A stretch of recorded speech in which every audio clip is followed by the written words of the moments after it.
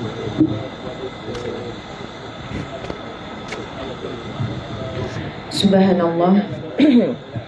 Subhanallah, subhanallah, alhamdulillah, Allahu akbar.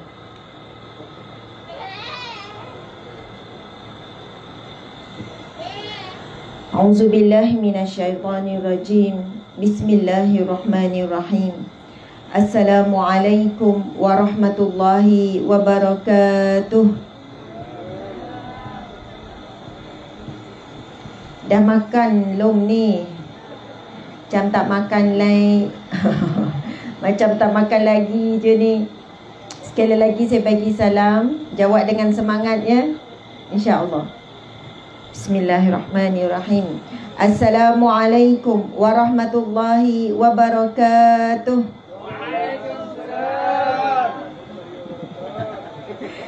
Subhanallah, alhamdulillah, Allahu akbar. Alhamdulillah, alhamdulillahi rabbil alamin. Hamdan lillah, salatan wa salaman ala rasulillah, sayyidina wa maulana wa habibina wa syafi'ina Muhammad ibni Abdillah wa ala alihi wa ashabihi awliyaillah. Rabbi syrah lana sudurana. Kita baca doa sikit lah ya. Alang-alang nak baca doa tu sama-sama tanda tangan. Rabbi syrah lana sudurana. Ya Allah, lapangkanlah dada kami. Wa yassir lana umurana. Permudahkanlah urusan kami ya Allah. Urusan hidup kami, urusan mati kami ya Allah. Urusan kami di dalam alam barzah, urusan kami di mahsyar ya Allah. Dan akhirkanlah urusan kami di syurga-Mu ya Allah. Wa yassir lana umurana wahlul 'uqdatam min lisanina yafqahu qawlana.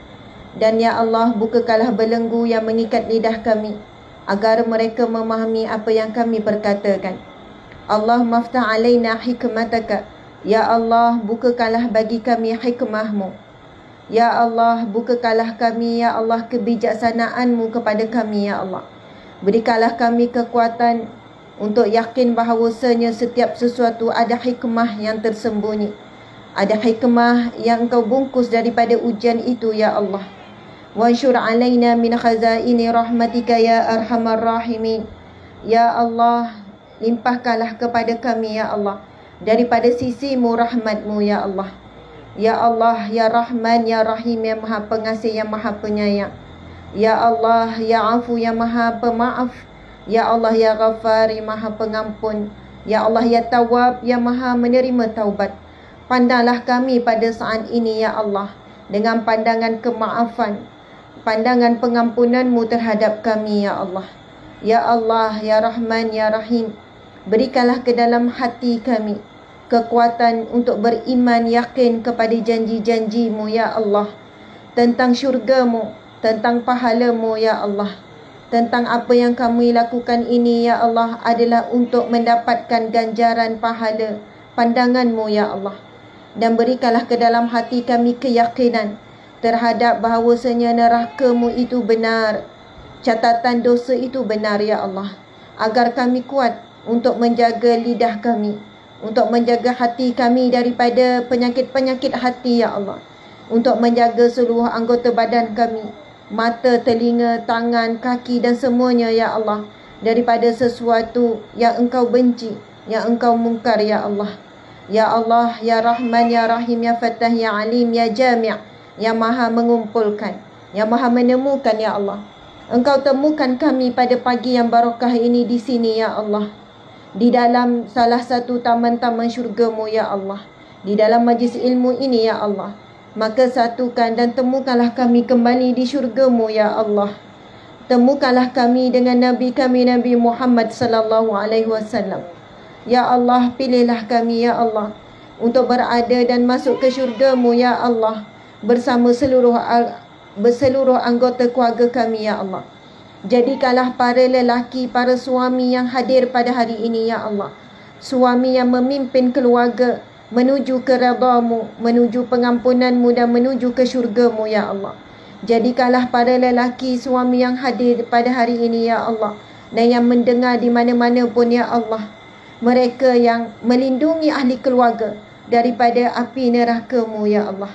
Ya Allah, jadikanlah kami para wanita isteri-isteri ya Allah, isteri yang salehah, yang taat kepada suami, yang memimpin keluarga menuju ke redha dan syurga-Mu ya Allah, yang sabar di atas setiap ketetapan dan ujian-Mu ya Allah. Ya Allah, jadikanlah kami lelaki dan perempuan di sini ya Allah selaku hamba-Mu yang beriman yang saleh, hamba-Mu yang saling tolong menolong, at-ta'awanu 'alal birri wat taqwa, yang saling tolong menolong di atas kebaikan dan dalam takwa kepada-Mu ya Allah. Ya Allah, kurniakanlah zuriat keturunan kami, zuriat yang saleh dan salehah ya Allah. Ya Allah, ya Rahman ya Rahim, majlis pada pagi ini berkatilah ya Allah, rahmatilah ya Allah, rahmati dan berkati dan berikanlah ganjaran pahala kepada pihak penganjur yang bersusah payah menganjurkan majlis sempena Isra' Mi'raj ini ya Allah. Dan ya Allah, sebagaimana hadis Nabi-Mu yang mengatakan bahawa ramainya di kalangan ahli syurga itu di kalangan al-fuqara wal masakin ya Allah.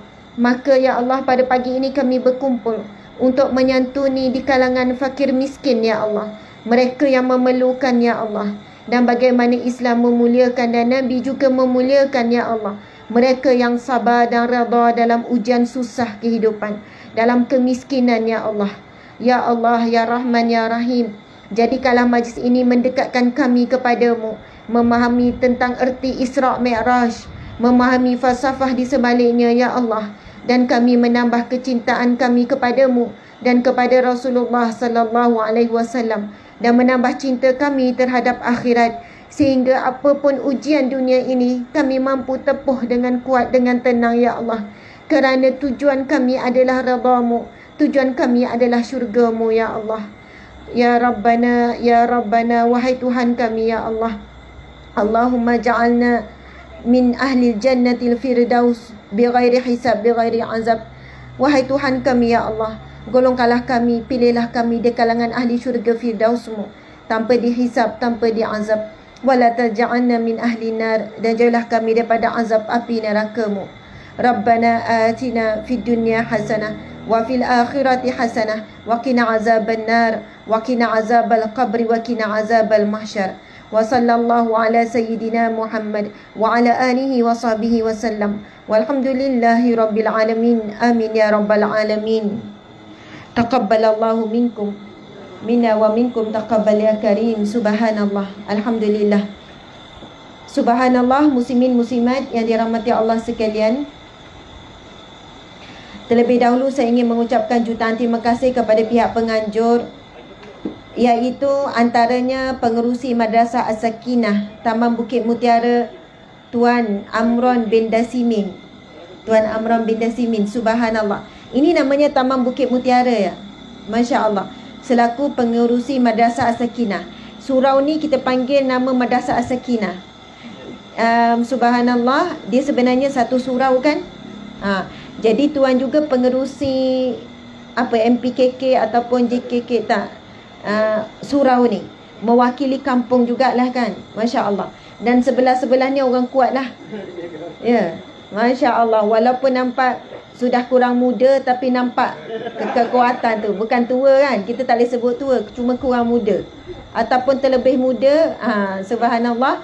Walaupun begitu, tapi semangat luar biasa. Di luar walaupun tak nampak sadar, tapi jiwa yang sadar. Masya Allah, subhanallah. Seterusnya yang dialukan juga Ustaz Jasni bin Ajom. Mana dah Ustaz kita? Subhanallah. Daripada sekian banyak pegawai Jabatan Agama, Ustaz Jasni bin Ajom selalu turun bila kita buat program dan selalu memudahkan urusan kerja kita, urusan kerja-kerja amal yang kita lakukan, Masya Allah. Dan seterusnya yang saya hormati Al-Fadil Ustaz Tengku Fazli bin Tengku Yahya yang buat ucapan tadi. Beliau merupakan merangkap secara rasmi suami saya. Subhanallah, Masya Allah. Okey, dan sahabat-sahabat yang tengah live ni mungkin pelik, Ustazah ni tengah ceramah kat mana ni? Kan saya dah lama tak cakap Nogori dan saya pandai cakap Nogori walaupun orang Terengganu. Nak cerita memang dah lama tak ceramah depan orang. Dan subhanallah, setelah hampir berapa lama kan, berapa bulan kita PKP apa, inilah setahun tu daripada awal tu. Lepas tu adalah sekejap boleh ceramah, lepas tu sompek lah berapa ceramah, lepas tu PKP balik. Lepas dah sekian lama, ni lah ceramah yang pertama jumpa orang ramai. Subhanallah, Allahu Akbar. Dan memang tak dirancang. Tadi sebenarnya borek jugalah hati tu nak sampai. Lama tak cakap negori tapi nak cakap ya. Lama nanti saya boleh lancar balik. Subhanallah sahabat sekalian, sebenarnya memang live. Mungkin ada yang tertanya, Ustazah tu kat mana? Sebab dah lama dalam studio tak jumpa orang kan. Ceramah berdua dengan telefonnya. Tapi Alhamdulillah saya nak tunjuklah juga ni. Kita pusing sekejap. Kalau tak percaya, depan saya ni ada, subhanallah. Boleh angkat tangan, takut dia orang tak percaya kok anak patung ke apa ke kan. Masya Allah. Alhamdulillah program ini dengan kerjasama Jabatan Agama semua mengikut SOP, ada jarak semua 1 meter tu. Kan, Masya Allah.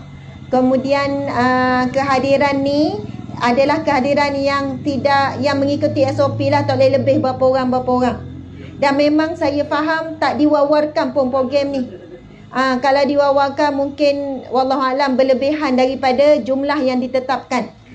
Jadi memang tak ada sangkut bawa naik banner ke apa ke dan sebagainya. Masya Allah. Kita pun tak ada buat pengumuman dekat FB kita dan mengejut. Okey, Alhamdulillah. Boleh pusing balik. Bismillah.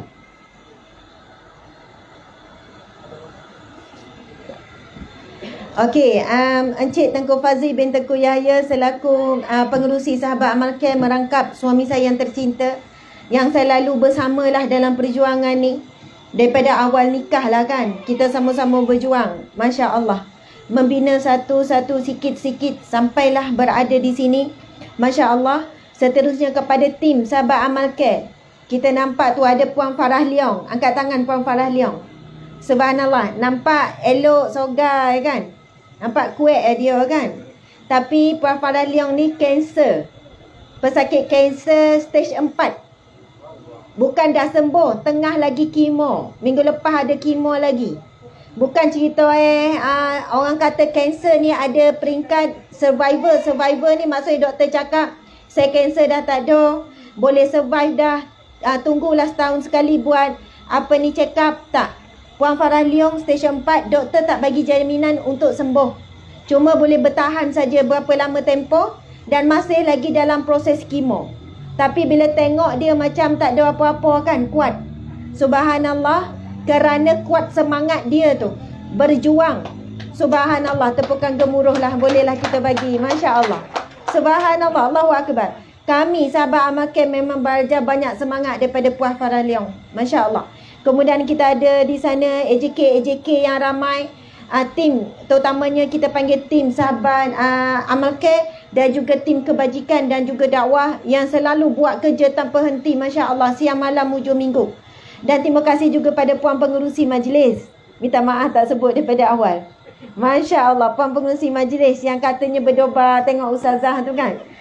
Saya pun berdoa juga sebab dah lama tak ceramah depan orang ni. Subhanallah. Dan hakikatnya saya pernah sebenarnya sampai dekat sini. Sekali, saya ingat saya pernah ceramah kat sini. Hadir, bukan ceramah sebenarnya. Dia macam buat usrah. Adalah dalam 10 orang tak silap. Ni cerita 2 tahun lepas kan. Memang dah lama sangat lah. Subhanallah. Alhamdulillah. Saya sayang orang Nogori 9. Memang suka sangat duduk Nogori. Memang dah beli rumah pun Nogori. Walaupun dua-dua orang Terengganu, tapi tak ada plan nak balik Terengganu. Orang Terengganu jangan marah lah kan. Ustazah cakap macam ni lah. Sebab ada yang tengok kita ni lebih kurang dalam 2,000 orang lah.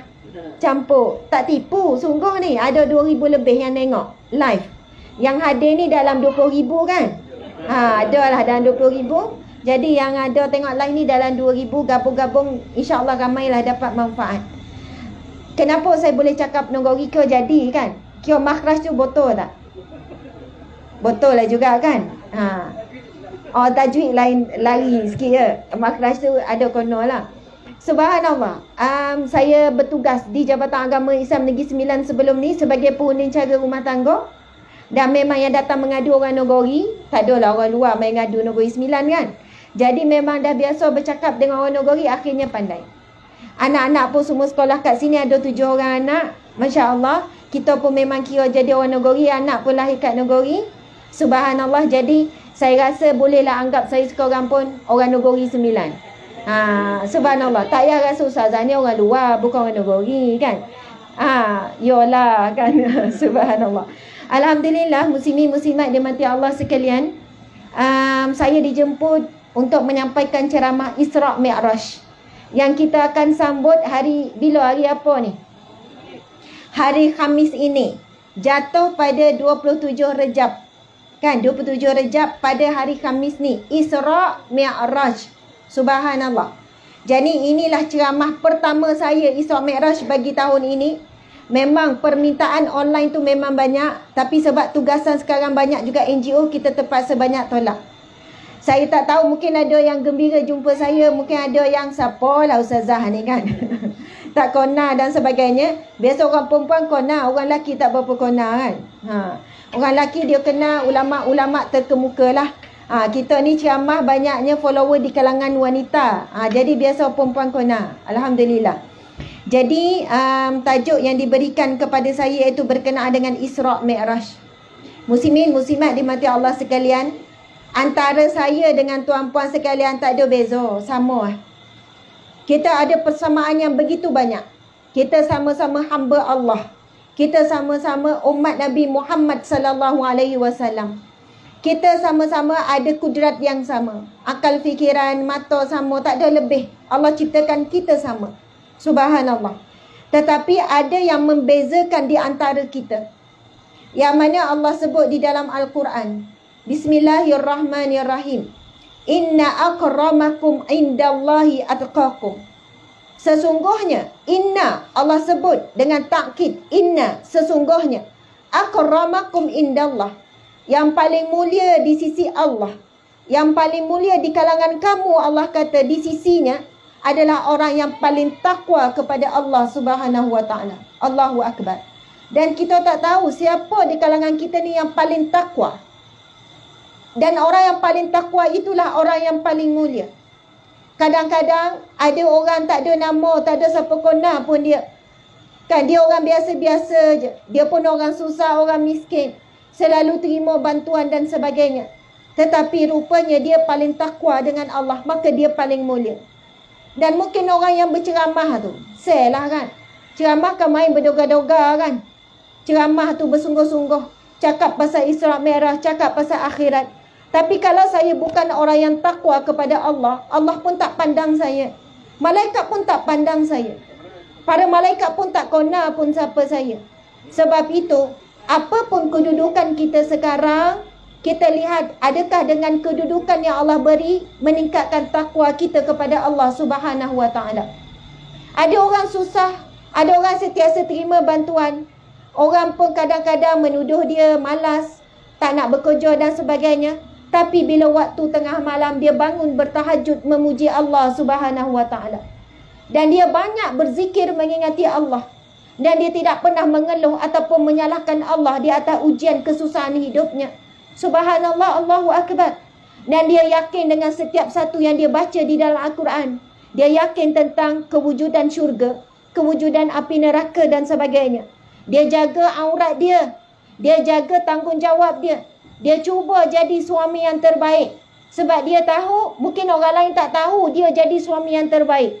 Tetapi Allah Maha melihat kebaikan dia menjadi suami yang terbaik untuk isterinya. Mungkin orang tak ada lah nak ambil gambar, buat video viral ke dia tengah masak kat rumah. Dia tengah jemur kain ke, dia tengah lipat kain ke. Tapi dia yakin Allah melihat apa yang dia buat. Dia tahu sebagai suami, dia nak jadikan Rasulullah sebagai contoh tauladan. Yang mana dia tahu Rasulullah di rumah tangga suka menolong buat kerja rumah. Dia buat walaupun tak ada orang luar tahu. Tetapi dia faham bahawasanya Allah ya basir yang maha melihat. Allah ya syahid yang maha menyaksikan. Allah ya hasib yang maha menghisap. Allah menghisap setiap satu yang kita buat. Akhirnya kita bukan kejar pujian manusia. Pentirafan isteri tak puji pun tak apa. Yang penting Allah yang hamid yang maha terpuji. Memuji apa yang kita buat. Sama juga kita orang perempuan. Subhanallah. Hari ini telefon ni kan. Ada macam-macam lah. Facebook ada, Instagram ada, Twitter ada. Orang berebut nak tunjuk apa yang dia buat dekat media sosial.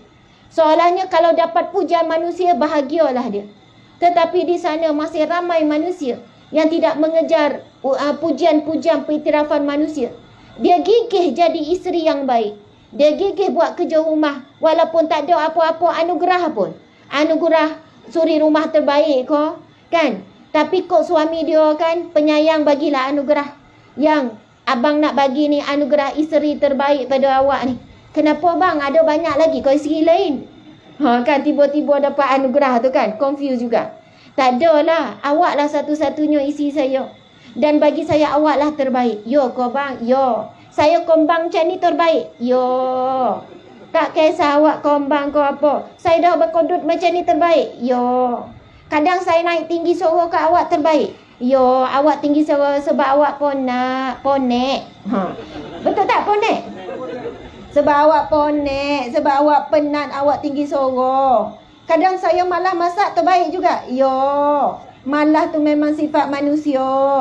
Kan, kadang awak malah bukan apa. Sebab awak dah hari-hari masak, awak pun jomu juga makan makanan awak sendiri kan. Subhanallah. Sebenarnya untuk menjadi isteri yang baik, suami yang baik, bukan kena jadi sempurna. Tak pernah marah, cakap lembut, berjalan macam tak bunyi tapak kaki. Tetapi apabila pasangan menerima seadanya dan pasangan sanggup memaafkan seadanya, subhanallah, Allahu Akbar. Selalu juga saya sebut dekat suami saya. Saya tak mampu nak jadi isteri yang tak baik buat suami saya. Isteri yang soleha, tak pernah tinggi suara, tak pernah merungut, tak pernah mengeluh. Nak jadi ibu yang terbaik, tak pernah marah-marah anak, subhanallah. Tapi yang mampu saya buat adalah meminta maaf. Saya minta maaf. Bang, minta maaf lah. Saya kan gini-gini, saya minta awak redha. Dan bila suami cakap, saya maafkan awak, saya redha. Saat itulah kita jadi isteri yang terbaik. Sebab bukan kita kejar nak jadi sempurna, kita lemah, ada hawa nafsu. Kadang-kadang kita kalah dengan sifat kita yang penuh dengan kekurangan. Ada ketikanya saya minta maaf dengan anak-anak. Umi minta maaf. Kadang-kadang Umi terlebih marah. Kadang-kadang Umi ungkit benda yang tak patut Umi ungkit. Anak pun kata, Umi, kami pun minta maaf. Maaf tak Umi? Umi. Dia orang macam tak sanggup nak cakap maaf. Tapi Umi nak dengar, maafkan tak Umi? Ya, kami maafkan Umi. Dan sebenarnya kami yang bersalah. Anak akan cakap macam tu lah kan. Sama jugalah suami. Tapi kadang-kadang kalau orang lelaki dia tak balas, tak apa, kita ikhlaskan hati je lah. Kadang kita kan pergi, minta maaf bang, minta maaf lah bang, lagu ni. Suami tu kan, istilah orang Nogori, jobo Jobo tu apa? Sombong Ego, jobo kan. Yalah, dan maafkan. Macam tu kan. Isteri nunggu kotlah suami nak minta maaf juga. Tapi dia tak ada minta maaf juga kan. Dia cuma yalah dan maafkanlah. Kalau esei tu saya, kau cakap apa? Kau kalau kau mati syurga lah. Kan main rasa dia lah yang pegang kunci syurga kan. Subhanallah. Kadang-kadang orang perempuan, orang lelaki tak balas. Dia diam, yalah, saya maafkan. Pokok dek kau lah. Pokok dek kau lah. Tiap malam minta maaf, esok ulang balik kan. Masya Allah.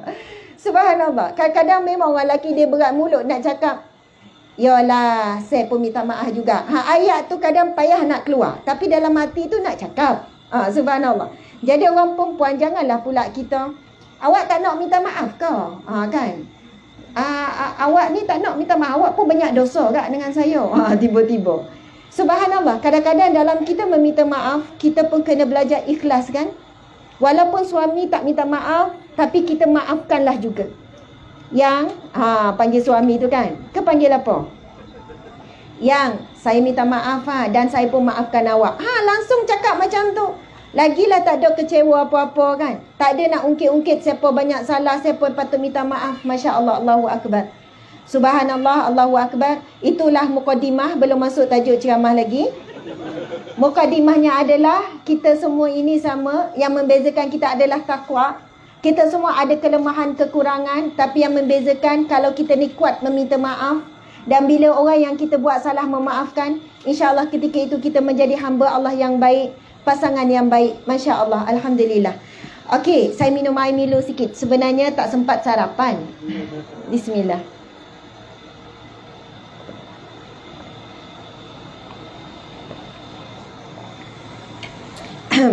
Macam Encik suami cerita tadi, sebenarnya perjalanan kami start hari Jumaat hari tu.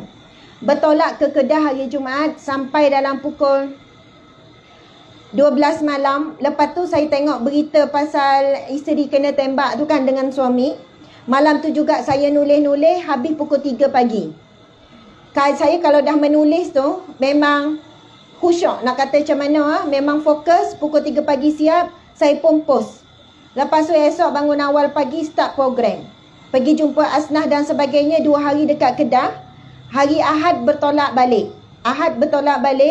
Sampailah dalam lebih kurang malam dekat Seremban. Lepas tu pagi semalam bertolak ke Johor. Pergi berjumpa dengan keluarga dan anak yang isteri kena tembak dengan suami tu. Subhanallah. Kalau boleh saya tak suka nak sebut pasal tembak kena bunuh. Rasa macam tak sampai hati nak sebut. Tapi petang semalam dapat jumpa kan. Jumpa ziarah, subhanallah. Pertama sekali bila sampai, yang adik lelaki tu bila sambut kami ucap terima kasih.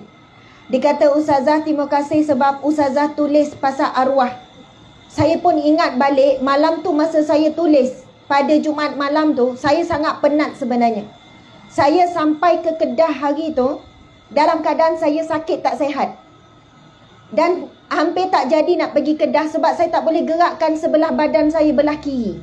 Saya dah bimbang, rasa bimbang apa, kot nak kena stroke. Mari terlintah hati. Sebab saya tak boleh nak bergerak berdiri. Kemudian saya tak boleh nak berjalan. Sampailah suami saya macam jinjit-jinjit saya pergi ke tilam. Sebelah badan ni tak boleh nak gerak, tak boleh nak pusing apa. Kemudian masa tu, saya minta dengan Allah, baca wa ufawwidu amri ilallah. Kemudian baca doa yang mana doa doa Nabi mana tu? Yang mana Nabi dalam Al-Quran Allah berfirman, wa idza maritu fahuwa yashfi. Kan, apabila aku sakit, maka Allah yang penyembuh. Saya pegang sebelah badan saya ni. Saya ulang, ya Allah engkau lah sembuhkan. Saya nak kena pergi juga Kedah. Sebab saya perlu jumpa satu keluarga yang saya dah lama tangguh nak jumpa. Sebuah keluarga dekat Kedah ni, ibu tunggal, anak 5 orang. Suami dia duduk penjara, dah bercerai lah. Suami ni merogol anak pertama. Rogol anak pertama mereka. Kemudian menjerut leher anak kedua. Memang jerut dengan niat nak bunuh. Saya tak pasti apa yang berlaku. Subhanallah. Kemudian anak ketiga pula lari daripada rumah. Bukan anak ketiga, anak keempat lari daripada rumah. Tekanan tak boleh hidup dalam keluarga yang begini. Dan hidup mereka memang miskin. Pergi berpindah randah, duduk belakang satu store. Memang sangat uzur. Subhanallah, Allahu Akbar. Kemudian anak kelima, anak bongsu tak dapat sekolah. Walaupun dah sekolah menengah sebab miskin. Pendek cerita, bernikah juga kali kedua. Tetapi lelaki yang zalim juga, tak bertanggungjawab. Dia lepas daripada suami tu masuk penjara. Dia ibu tunggal yang banyak penyakit, macam-macam penyakit juga.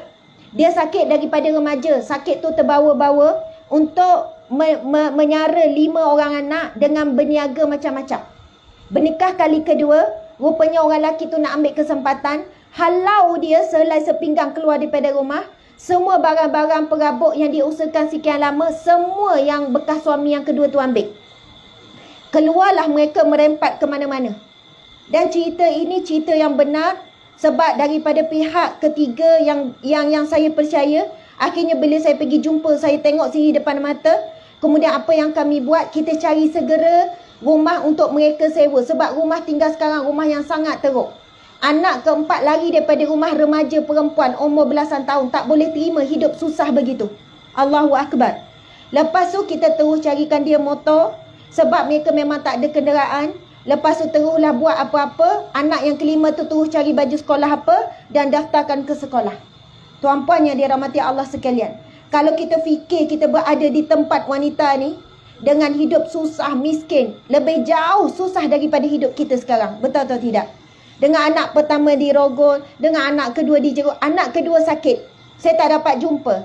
Sebab tekanan mental. Kesan daripada kehidupan kesan tekanan masa nak dibunuh oleh ayah, jeruk dengan tali dan sebagainya. Memang dalam tak ada tengah dalam proses rawatan. Memang tekanan jiwa. Subhanallah. Yang ada bersama masa saya pergi, anak bongsu tu tengah buat kerja, potong-potong jual, maksudnya bekerja sebab cari rezeki. Cari nafkah lah. Anak kecil baru tingkatan 2 pergi keluar kerja untuk mencari sedikit keperluan keluarga sebab dia pun dah tak mampu nak bekerja kuat sebab sakit macam-macam. Perut pun kembur macam-macam lah. Allahu Akbar. Sebab itu saya paksa juga, saya kata, ya Allah, aku memang rasa macam tak sihat tapi nak pergi Kedah nak jumpa hamba Allah ni. Lepas tu ada urusan-urusan lain. Lepas tu bila saya sampai semalam, jumpa arwah tu, tuan-puan sekalian. Bukan jumpa arwah, jumpa anak arwah dan jumpa keluarga arwah. Pertama mereka sebut, Ustazah terima kasih sebab Ustazah tulis tu di page. Sebab apabila arwah hilang, ramai orang hina dan keji.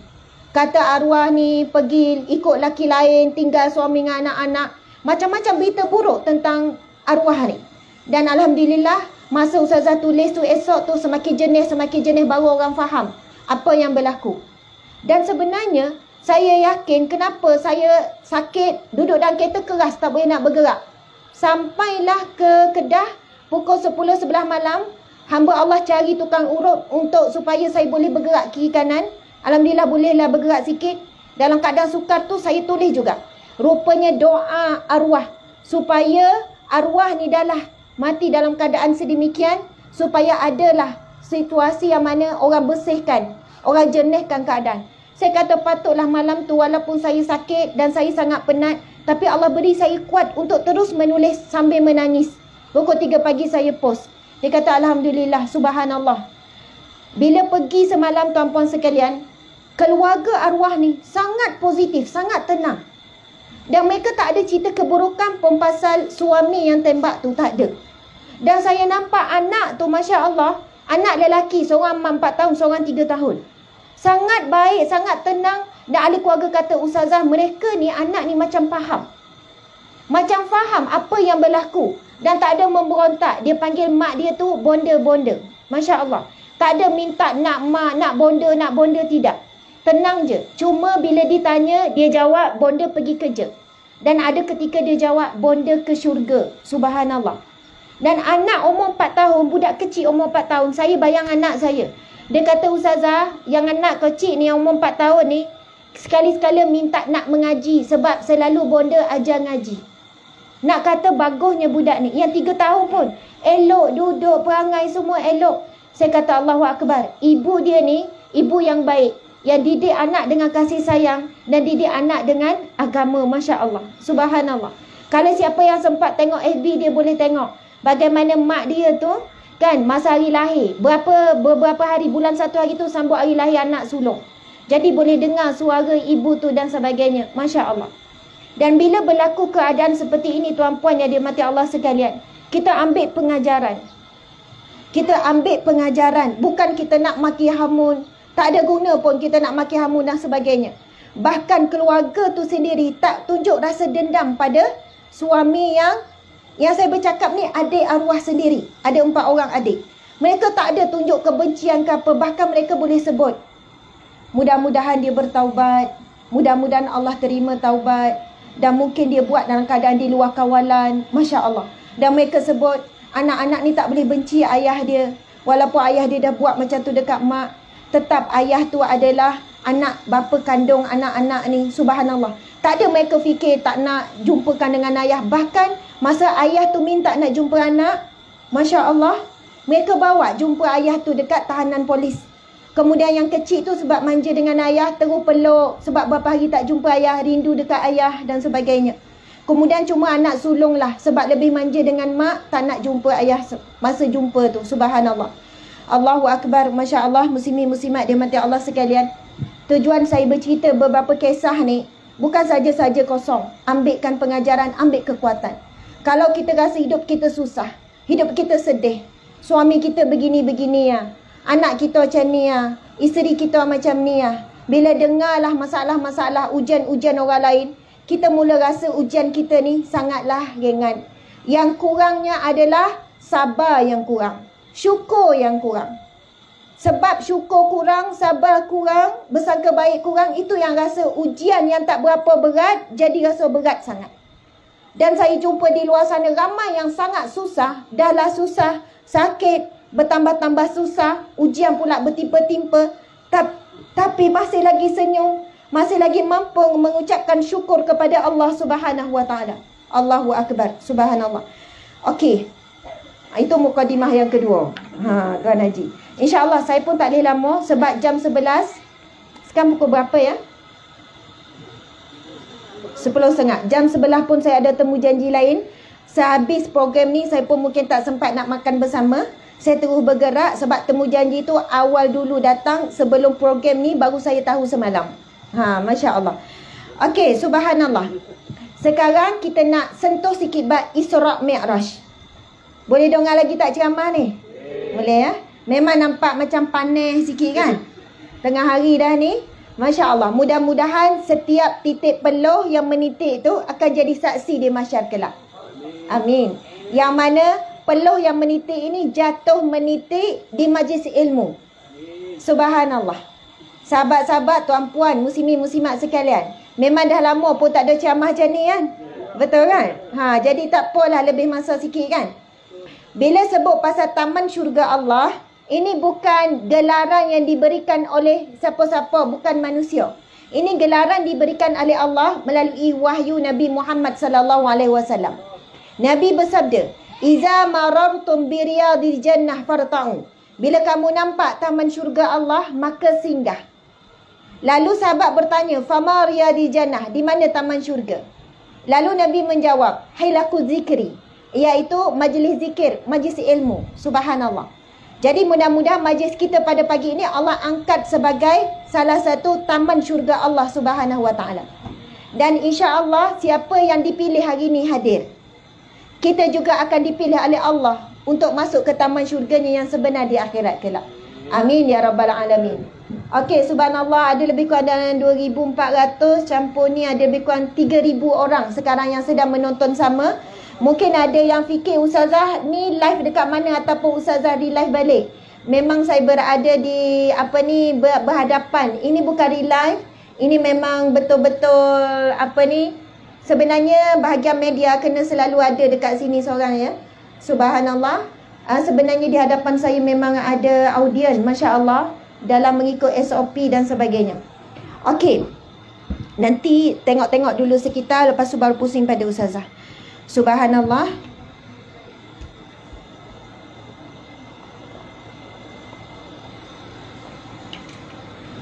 Baiklah. Isra' dan Mi'raj.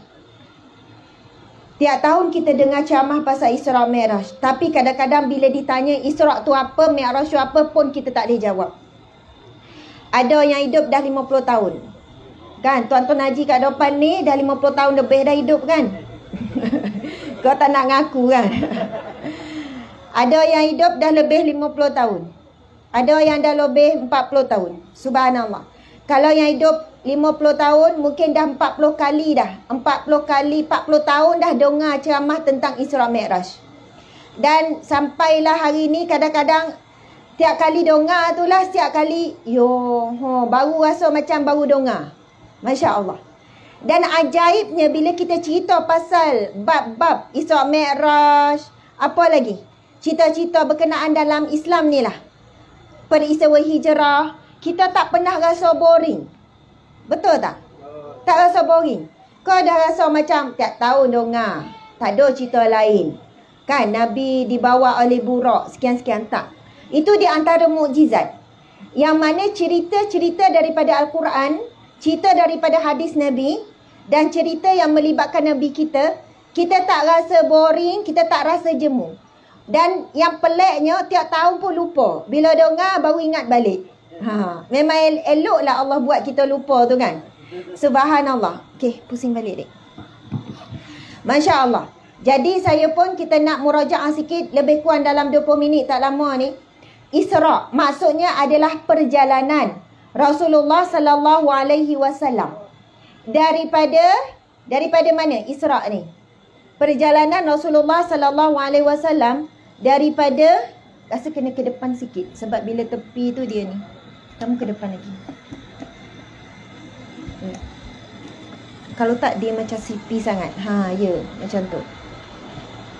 Saya ingat. Allahu Akbar. Masya Allah. Tengok. Okey, dah.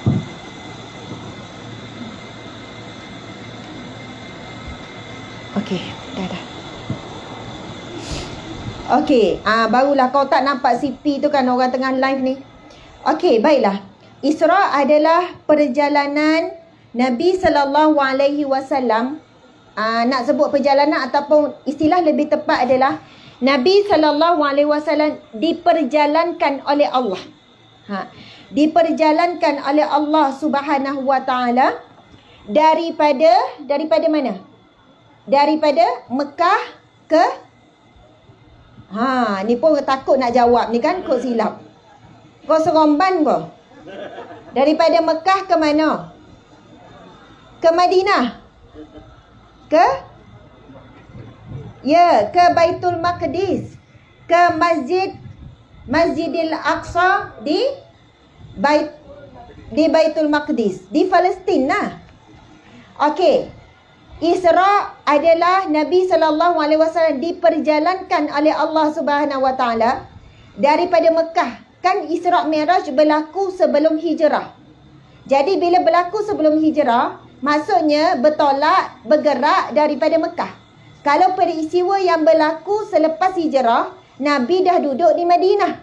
Masya Allah. Jadi Nabi pergi ke Mekah untuk umrah atau haji saja. Tapi selepas hijrah memang dah menetap di Madinah. Masya Allah. Sebab itu makam Nabi SAW di Mekah ke di Madinah? Kubur Nabi, makam Nabi di Mekah ke di Madinah? Di Madinah, di Quba, di Madinah. Yang kita kata pergi mana tu? Kalau pergi ke Masjid Nabawi, itu namanya Masjid Nabawi. Lepas tu kita pergi ke Raudah kan? Raudah itu di situ ada makam Rasulullah, ada makam Sayyidina Abu Bakar, sebelahnya pula makam Sayyidina Umar radhiyallahu anhu. Subhanallah. Jadi peristiwa Isra Mi'raj berlaku sebelum hijrah dan selepas tahun Amul Huzni, tahun kesedihan. Isra membawa maksud perjalanan Nabi daripada Mekah ke Baitul Maqdis, Masjidil Aqsa, di Baitul Maqdis di Palestin. Subhanallah. Kenapa Palestin dipilih? Dan jika kita tahu sejarah, kiblat pertama umat Islam setelah peristiwa Isra Mi'raj ni kan terima wahyu untuk solat.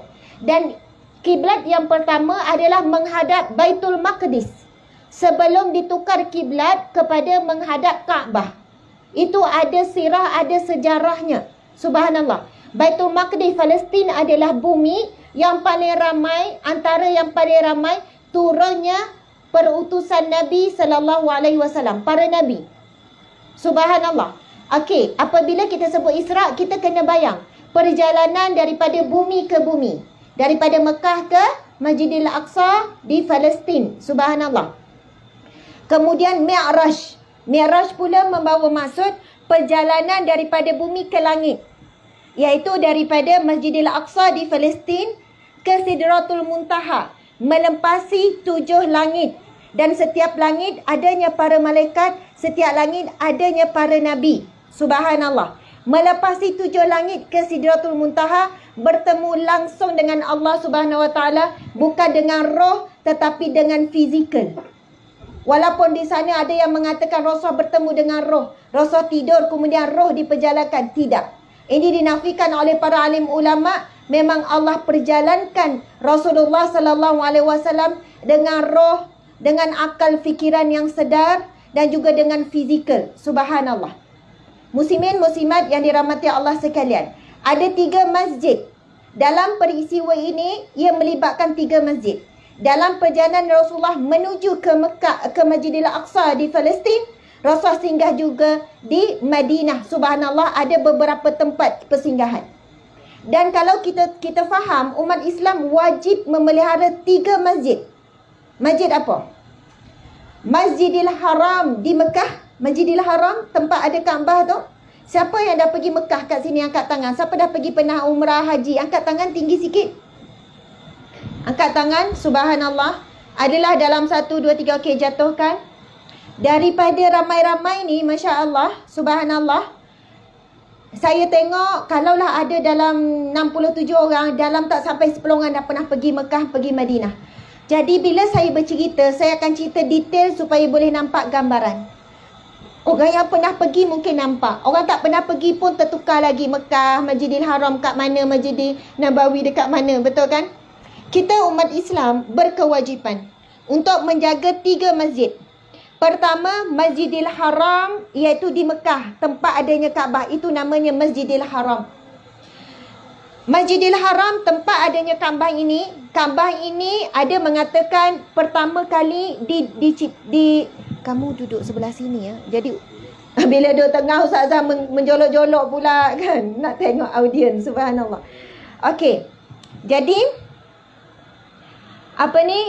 katanya sejarah daripada Nabi Ibrahim AS membina Kaabah itu dengan Nabi Ismail AS.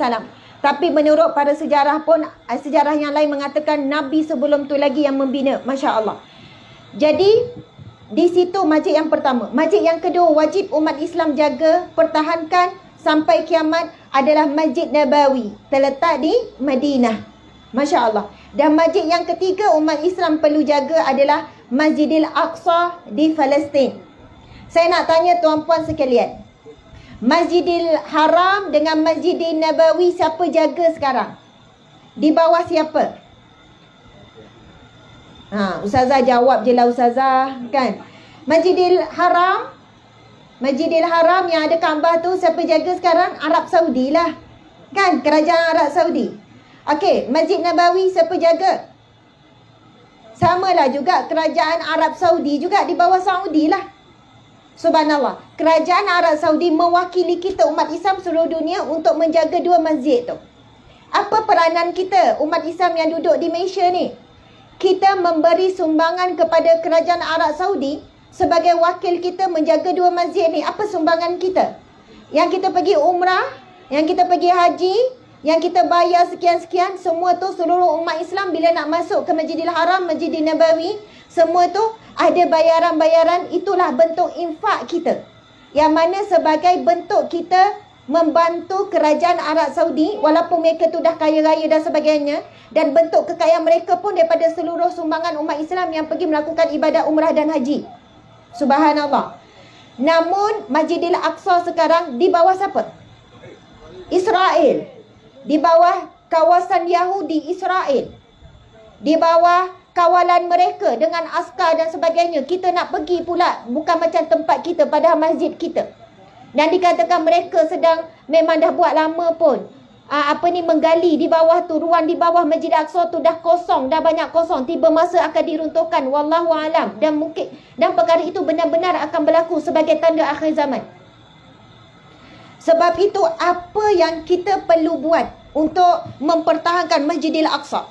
Sebab apa saya sebut pasal ni? Nak cerita Isra Mi'raj tapi sebut pasal ni. Kerana dalam peristiwa Isra Mi'raj ini, Allah mengangkat kedudukan martabat Masjidil Aqsa. Dipilih sebagai tempat, sebanyak-banyak tempat di atas muka bumi untuk dinaikkan Nabi Muhammad SAW berjumpa dengan Allah di Sidratul Muntaha. Dan diceritakan menurut riwayat sahih, sebelum Nabi SAW diangkat ke Sidratul Muntaha, Nabi memimpin menjadi imam kepada para malaikat di Masjidil Aqsa. Subhanallah. Kepada ribuan para malaikat dan juga roh para Nabi, sekalian Nabi dan sebagainya. Masya Allah.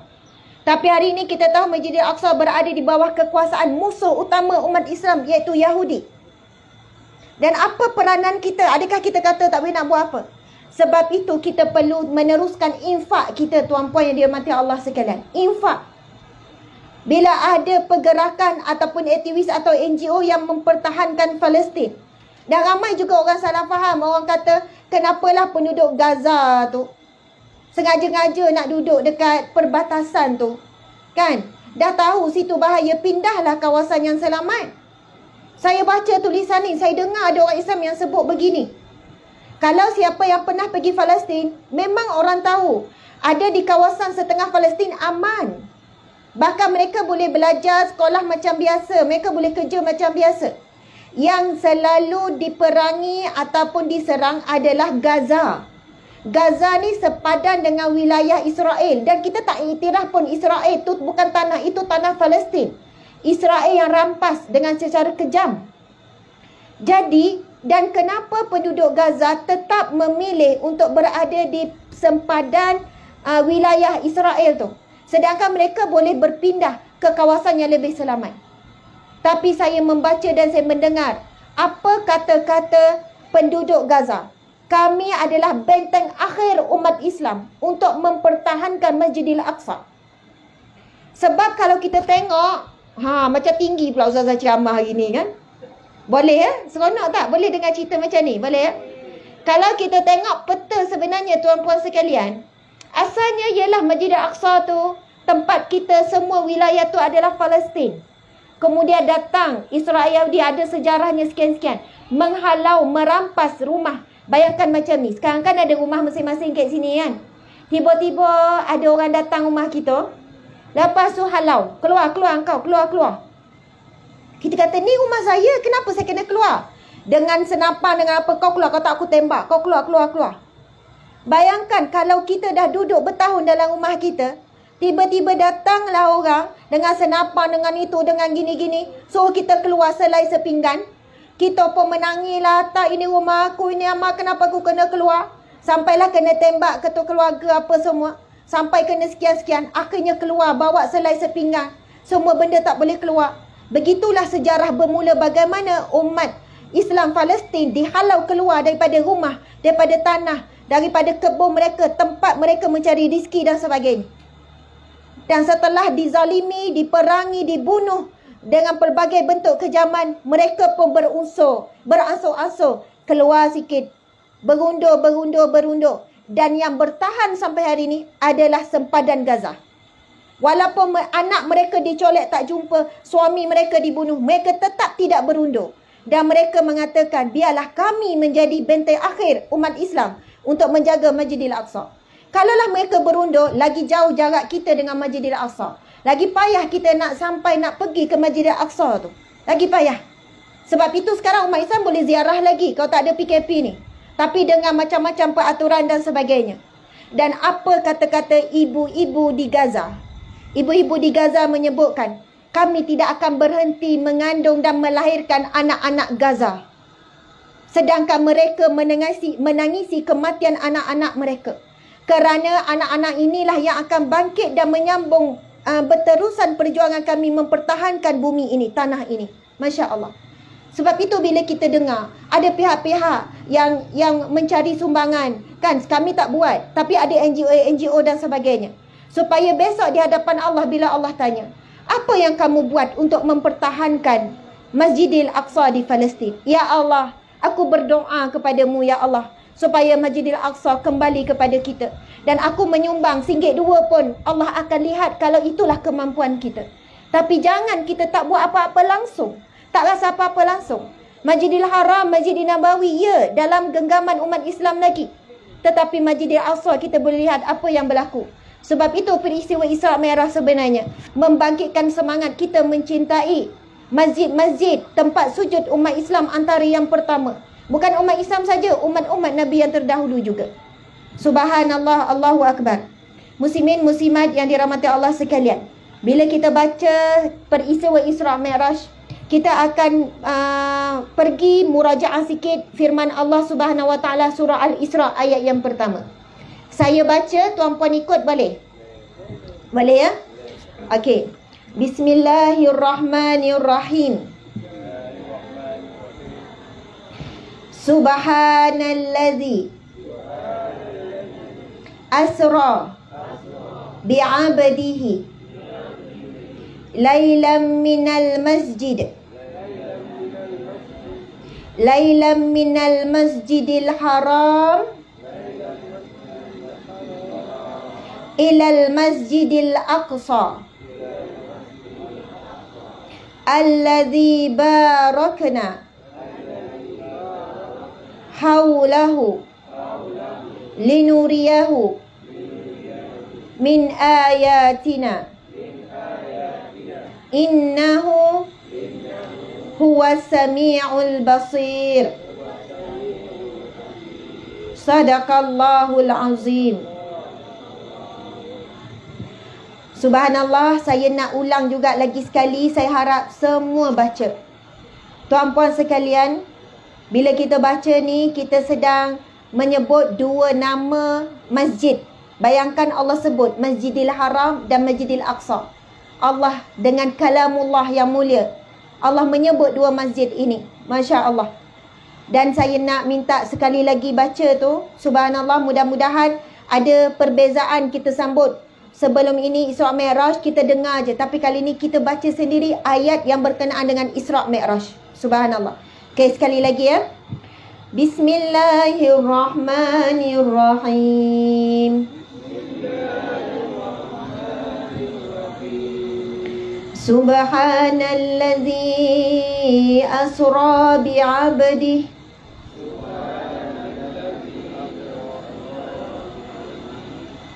laylan minal masjidil haram ilal masjidil aqsa alladzi barakna hawlah linuriyahu min ayatina innahu huwas sami'ul basir. Sadaqallahul azim. Maksudnya, Maha suci Allah yang telah menjalankan hamba-Nya, iaitu Nabi Muhammad sallallahu alaihi wasallam, pada malam hari dari Masjidil Haram di Mekah ke Masjidil Aqsa di Palestin, yang kami berkati sekelilingnya. Itu adalah tanah yang diberkati oleh Allah Subhanahu wa taala, untuk memperlihatkan kepadanya tanda-tanda kekuasaan dan kebesaran kami. Sesungguhnya Allah jualah yang maha mendengar lagi maha mengetahui. Allahu Akbar, subhanallah. Bila sebut, Allah berfirman dalam ayatnya, Allah sebut Maha Suci Allah yang memperjalankan hamba-Nya. Dalam berapa lama Allah memperjalankan hamba-Nya ni, tuan-puan sekalian? Dikatakan perjalanan hanya sebahagian malam sahaja. Kan Nabi diperjalankan selepas Isyak dan kembali sebelum subuh. Perjalanan tu daripada Masjidil Aqsa, Masjidil Haram ke Masjidil Aqsa, kalau hari ini, kalau kita naik bas, kan, lebih kurang berapa ratus kilometer ya? Cuba Ustaz tengok, saya pun jadi tak pasti. Jarak Masjidil Haram ke Masjidil Aqsa ke Palestin berapa ratus kilometer. Masya Allah. Kalau zaman Rasulullah, memang ada perjalanan musafir, bisnes dan sebagainya, menempuh perjalanan berminggu-minggu baru sampai. Kemudian daripada Masjidil Aqsa naik ke atas, memakan masa berapa lama pula? Kalaulah hari ni, ada tak, saya nak tanya tuan-puan sekalian, ada tak hari ni manusia boleh sampai ke langit yang pertama? Ada tak manusia boleh sampai langit pertama? Dah ada? Tak ada. Subhanallah. Betul. Tidak ada manusia, teknologi hebat macam mana, canggih macam mana, tidak ada manusia boleh sampai ke langit yang pertama. Yang kita duduk tengok ke atas, lepas tu kita kata tengok ke langit tu kan. Yang kita nampak langit ke apa sebenarnya? Awan. Subhanallah. Itu awan. Tapi tak salah pun kalau kita cakap tengok langit. Itu awan. Yang kita naik, walaupun roket ke apa ke, kan, roket boleh keluar daripada bumi pun, yang kata dulu sampai ke bulan, itu belum sampai langit pertama. Langit ini, langit yang pertama di atas seluruh galaksi. Galaksi Bima Sakti ke apa galaksi ke, Pluto ke apa ke, subhanallah, tak tahu apa yang ada. Langit atas lagi tu. Memang tak akan ada manusia boleh capai walaupun langit yang pertama. Allahu Akbar, subhanallah, maha besar, maha agungnya ciptaan Allah Subhanahu wa taala. Sebab itu bila ahli mufassirin, ahli tafsir menyebutkan bila kita baca Al-Fatihah, Alhamdulillahirrabbilalamin, segala puji bagi Allah pentadbir sekalian alam. Disebutkan alam Allah memiliki melebihi 70,000 alam. Yang kita tahu alam dunia, alam sekian-sekian, tapi alam luar sana, planet-planet luar sana, kita tak tahu ada hidupan apa. Allahu Akbar, Masya Allah. Jadi sebab itu bila cerita Nabi naik ke langit ini ditolak mentah-mentah oleh para musyrikin. Dan bahkan peristiwa itu telah menggemparkan di kalangan umat Islam yang dah masuk Islam. Bahkan ada di kalangan orang yang dah beriman masuk Islam keluar balik murtad. Sebab cerita yang Nabi bawa balik sangat tidak logik. Sangat tidak logik.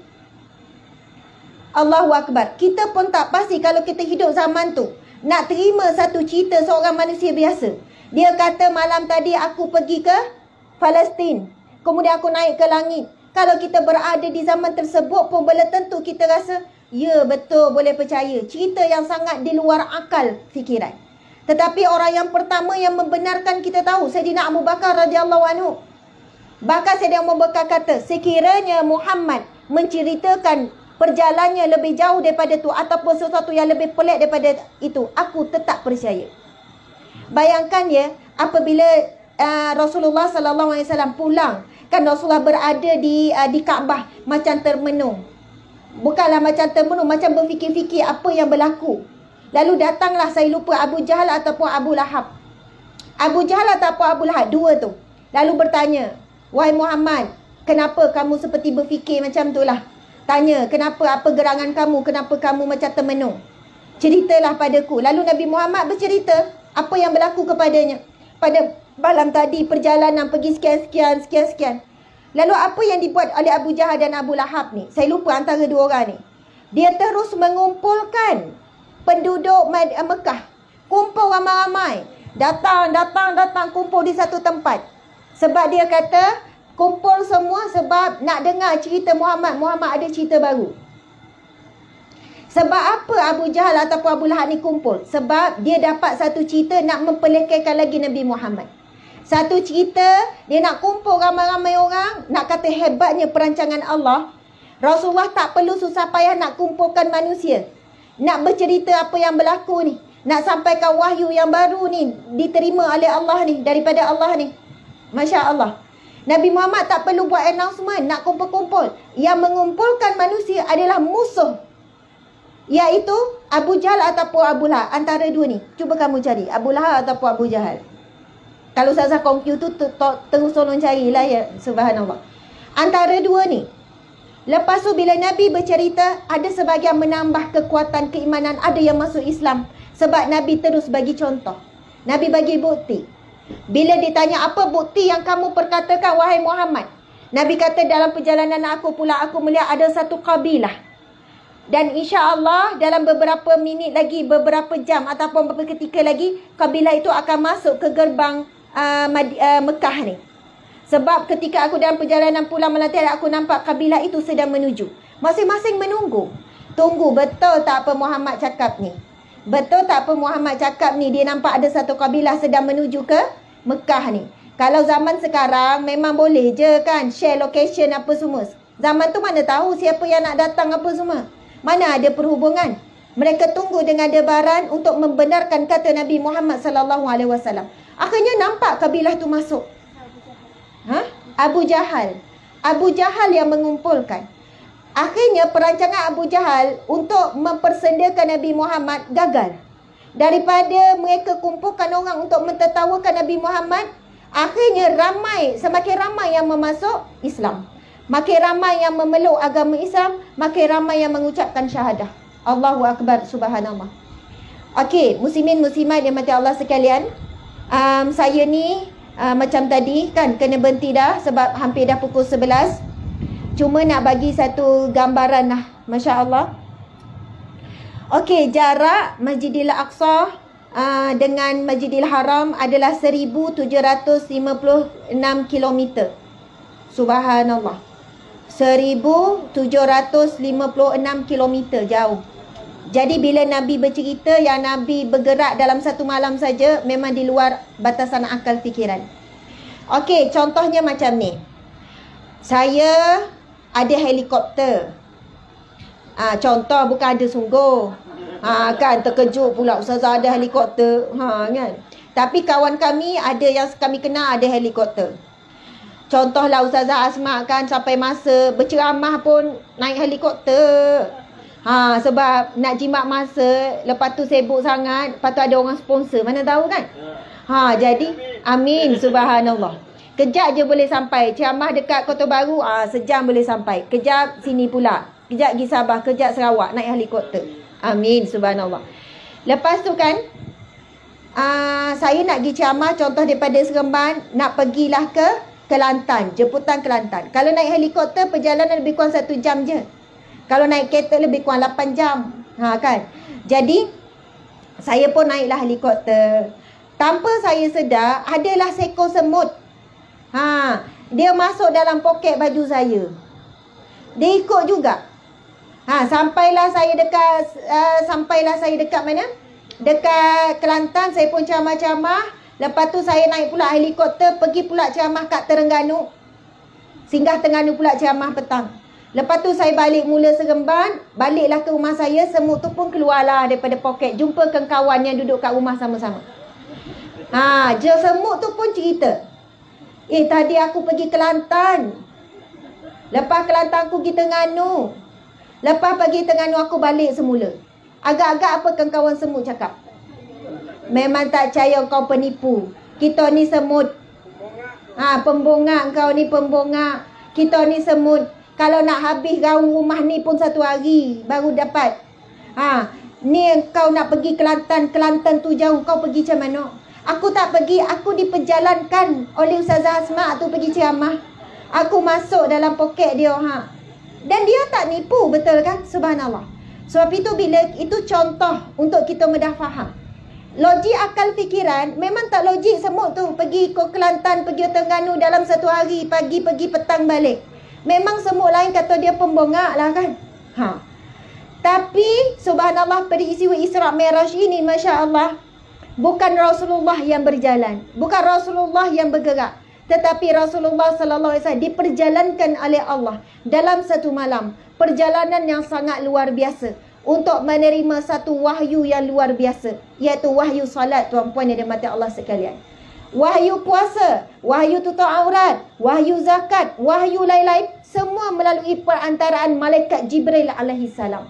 Tapi apabila Allah nak menurunkan wahyu salat, Allah jemput Rasulullah sallallahu alaihi wasallam dalam perjalanan yang real, yang betul-betul, dan Allah bagi wahyu salat direct kepada Rasulullah tanpa melalui perantaraan malaikat Jibril alaihi salam. Subhanallah. Sebab itu salat adalah ibadah yang paling tinggi, yang teratas, yang paling mulia. Sehingga kan Nabi sallallahu alaihi wasallam bersabda. Nabi bersabda, "Inna salata." Itu firman Allah. "As-salatu imaduddin." Salat itu tiang agama dan tiang kehidupan. Faman aqama, siapa yang mendiri dan menjaga salat, faqad aqama din, maka ia sedang mendirikan agama dan juga mendirikan hidup dia, meneguhkan hidup dia. Faman tarakaha, dan barang siapa yang meninggalkan salat, faqad hadamaddin, dia sedang meruntuhkan agama. Ad-din juga membawa maksud meruntuhkan hidupnya. Hidupnya akan runtuh di dunia. Hidupnya di barzah juga runtuh, rosak. Hidupnya di mahsyar juga rosak. Subhanallah. Dan di sana ada hadis Nabi. Siapa yang solatnya Allah terima, maka diterimalah segala amal solehnya yang lain. Dan jika ditolaklah amal solatnya, maka akan ditolak segala amal soleh yang lain. Sebab itu bila saya jumpa di kalangan orang-orang yang susah, kan, anak-anak muda, satu je pesanan. Saya kata, "Kak, jaga solat Kak, subhanallah. Kalau Kak jaga solat, Allah akan jaga Kak." Ini bukan saya cakap, tapi Rasulullah yang sebut. Dalam hadis yang lain, tuan-tuan puan-puan sekalian, Nabi bersabda, hadis yang sahih, "Ihfazillah yahfazka." Kamu jaga Allah, Allah akan menjagamu. "Ihfazillah tajidu tujahaka." Kamu jaga Allah, kamu akan dapati Allah akan berada di hadapanmu. "Wa iza sta'anta fasta'in billah." Kalau kamu perlukan pertolongan, minta tolong dengan Allah. "Wa iza sa'alta fas'alillah." Kalau kamu nak sesuatu, minta dengan Allah. Apa maksud kita jaga Allah? Iaitu jaga hak Allah. Antara hak Allah adalah salat. Allah berikan kepada kita semua yang kita nak. Allah beri percuma nafas. Kalau nafas kena bayar, semua sesak nafas belaka ni. Kan sesak nafas. Kenapa tu? Jimat-jimat ustazah. Nafas bulan lepas pun tak bayar lagi. Dah kenapa tu macam tak cukup nafas? Tak cukup nak bayar ustazah, mahal nafas. Allah bagi percuma. Allah bagi kita paru-paru. yang kita duk tapis ni. Masya Allah. Udara kita banyak kotor, tercemar macam-macam racun. Tetapi Allah ciptakan paru-paru. Penapis tu sangat hebat. Tanpa ada maintenance. Tak ada lagi jumpa doktor kan. Doktor ni, pakcik dah 50 tahun guna paru-paru ni. Nak servis lah. Rasa macam mungkin dah berkeladak dah kot. Kalau kita guna aircon tu kan, berapa lama sekali kena servis, betul kan? Aircon kereta lah lama dah hilang sejuk tu. Tapi bayangkan hebatnya servis paru-paru ni. Masuk macam-macam udara racun. Tapi Allah yang servis. Allah yang jaga maintenance tu. Percuma. Kita nak tidur malam, tak payah risau tidur macam tu. Tengah-ngok. Tak ada risau nak posan. Ya Allah, dah nak tidur ni. Jagalah jantung bimbang kau tak berdegup. Dia nak tidur ni, ya Allah, saluran darah biarlah elok. Tak ada tersokat dia, ya Allah. Dia nak tidur ni, arat-arat berdapeh lah, ya. Tak ada nak tidur, baca doa, tidur. Siapa yang jaga kita? Daripada sejak kita dalam perut mak kita tu, tanpa ada udara, tanpa ada cahaya, tanpa ada makan minum, tanpa ada duduk dalam air ketuban. Tapi Allah ya Hafiz yang maha menjaga. Allah ya Razak yang beri kita rizki. Allah ya Muhaimin yang maha mengawasi. Allah ya Rahman ya Rahim berikan kita kasih sayang melalui kasih sayang ibu ayah. Sampai sekarang non-stop nikmat Allah bagi tanpa henti. Mata elok boleh nampak. Ramai mana orang ada mata tak boleh nampak. Ada telinga tak boleh dengar. Ada lidah tak boleh bercakap. Allah bagi semua yang kita nak. Semua yang kita perlu. Yang Allah minta apa? Salat. Sebab itu Allah sebut di dalam Al-Quran, aqimis salah li zikri. Dirikanlah salat untuk mengingatiku. Lain daripada tu, kau nak tengok TV, kau nak pergi jalan-jalan, kau nak buatlah apa-apa urusan, kau nak berlending, nak merehat apa, Allah tak larang apa kita nak buat. Tapi masa solat, tolonglah ingat kepadaku. Allah sebut dalam Al-Quran, aqimis salah, dirikan salat, li zikri, untuk mengingatiku. Tapi kita bila start angkat takbir, Allahu Akbar. Kenapalah tak keluarkan ayam siap-siap? Kan elok kalau rendam lepas mayang boleh masak. Orang perempuan lah tu. Orang lelaki pula Allahu Akbar. Lapar. Bini aku makan nak masak apalah hari ni. Orang perempuan mikir nak masak, orang lelaki mikir nak masak. Nak makan apa? Kadang-kadang kan kita bila solat, kita lebih banyak mengingati selain daripada Allah. Padahal luar solat berjam duk ingat dah pasal dunia. Kenapa bila solat kita masih nak bawa dunia tu dalam solat? Allah minta bukan lama. Kalau kita solat dengan syarat wajib, syarat sah, dengan rukun, lebih kurang 5 minit je.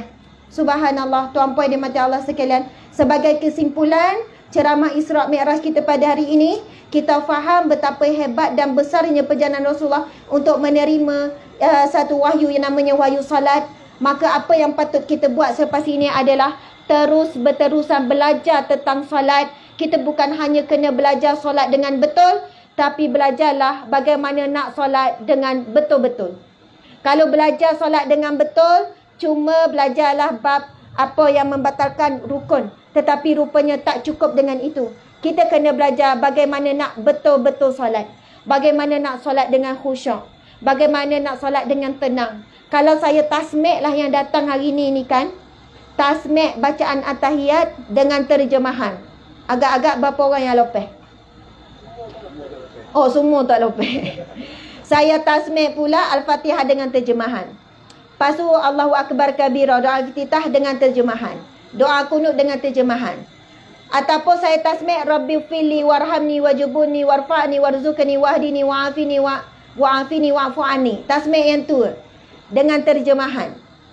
Dengan syarat kalau dah habis baru boleh balik. Agak-agak ada tak boleh balik tu. Tak lopeh Ustazah. Subhanallah. Saya bukan benda tu sebagai penutup saya. Bayangkanlah kita dah solat 40 tahun. Dah solat 50 tahun. Kita sendiri tak tahu apa yang kita minta dalam solat. Kita sendiri tak tahu apa yang kita bercakap dengan Allah dalam solat. Kalau kita nak, ibu-ibu, tuan-tuan, puan-puan sekalian, mesti dapat. Ada banyak buku dijual, buku dan terjemahan dalam solat. Bulan ni fokus Al-Fatihah. Bila semayang terus nampak maksud. Bulan depan at-tahiyat pula. Ambil yang wajib-wajib. Kan hafal apa maksud at-tahiyat tu. Doa at-tahiyat tu sangat indah tuan-puan sekalian, ibu ayah. At-tahiyat, segala penghormatan. At-tahiyatul mubarakatuh, segala keberkatan. At-tahiyatul mubarakatuh salat, segala rahmat. Tutayyibat, segala kebaikan. Tu lillah, hanya kepada Allah. At-tahiyatul mubarakatuh salawatu tayyibatu lillah. Assalamu alayka ayyuhan nabiyyu wa rahmatullahi wa barakatuh. Salam sejahtera ke atas seluruh para nabi yang dirahmati oleh Allah. Kalau kita faham maksud naik bulu roma, tengah baca tu naik bulu roma sebab kita sedang beri salam kepada sekalian para nabi. Bayangkan kalau kita faham, kalau kita hayati, kita beri salam tu, Assalamu alayka ayyuhan nabiyyu wa rahmatullahi wa barakatuh. Saya nak tanya, para nabi dengar tak salam kita tu? Dengar. Ada hadis Nabi SAW, Nabi sebut, Inna lillah malaikatan. Di sisi Allah ada malaikat. Yuballighunani an ummati salam. Yang menyampaikan daripada umatku salam umatku. Di sisi Allah ada malaikat yang menyampaikan salam daripada umatku. Tapi sebab kita tak faham apa yang kita baca dalam salat, yang kita tu duk bagi salam kepada para nabi, kita tak faham. Kalau kita faham naik bulu roma dan para nabi jawab dan membalas salam kepada kita, kemudian kita bagi salam pada siapa pula? Assalamu alayna wa ala ibadillahi salihin. Salam sejahtera ke atas kami. Rupanya kita bagi salam pada diri kita pula. Wa ala ibadillahi salihin. Dan ke atas seluruh hamba-hamba Allah yang salih. Allahu Akbar. Kalau saya tanya solat zuhur kejap lagi, agak-agak ada berapa ramai orang solat zuhur di atas muka bumi Allah? Umat Islam ada berapa bilion? Manusia hari ni atas muka bumi Allah hampir 7 bilion. Umat Islam hampir 3 bilion. Kalau solat zuhur ada 3 bilion umat Islam solat zuhur. Lalu membaca Assalamu alayna wa ala ibadillahi salihin. Salam sejahtera ke atas kami dan ke atas sekalian hamba-hamba Allah yang soleh. Kalau kita hamba Allah yang soleh, kita akan dapat doa 3 bilion umat Islam yang soleh. Tapi sebab kita tak faham, kita sedang bagi doa salam sejahtera ke atas hamba Allah yang soleh. Seluruh umat Islam yang salat zuhur semua mendoakan hamba Allah yang saleh. Kerja kita adalah memastikan kita tergolong di kalangan orang yang saleh. Setiap kali salat kita didoakan oleh seluruh umat Islam yang sedang salat. Panjang cerita tu kalau nak cerita bab bacaan dalam salat tuan-puan sekalian. Dan penutup tadi kesimpulannya. Balik ni cuba cari melalui telefon ke, pergi kedai buku ke, cari bacaan solat dan terjemahan. Mudah-mudahan sebelum mati. Saya nampak gaya ni, Tuan-Tuan Haji mati dulu sebelum saya. InsyaAllah. Dari segi umur lah, nampak gaya dah tak lama dah masing-masing ni kan. Ada yang tunjuk dia dulu, dia tamu. Dari segi umur, pakcik-makcik mati dululah dari saya. Tapi hari ni mati belum tentu. Tak kira umur, orang muda pun mati dulu, orang sehat pun mati, kadang orang sakit, hidup lagi panjang umur. Subhanallah.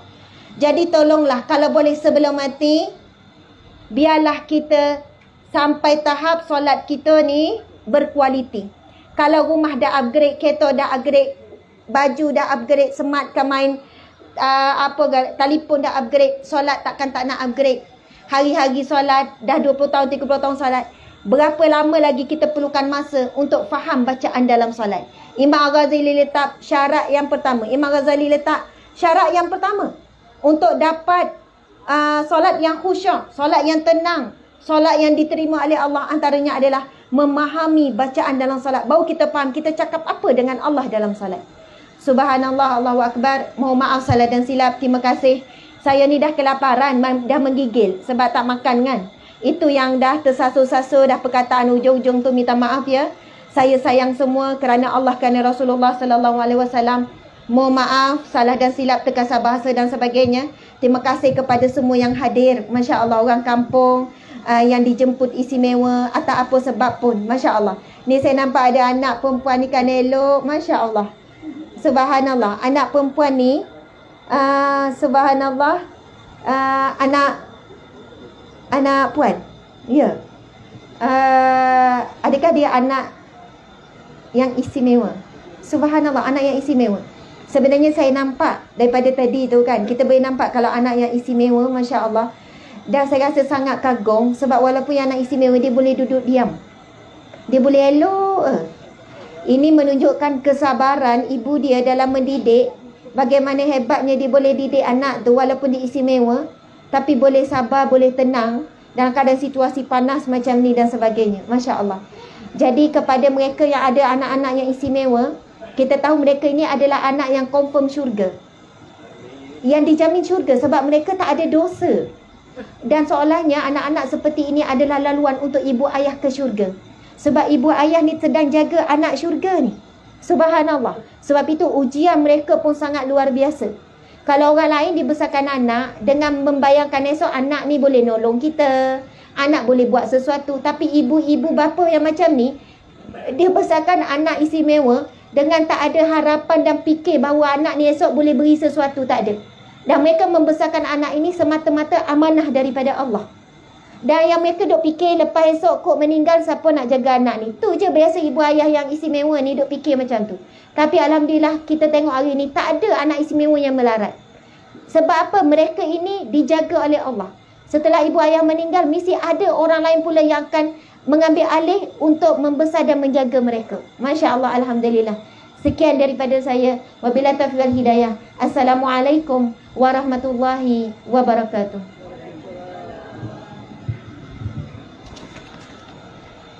Terima kasih semua. Masya Allah.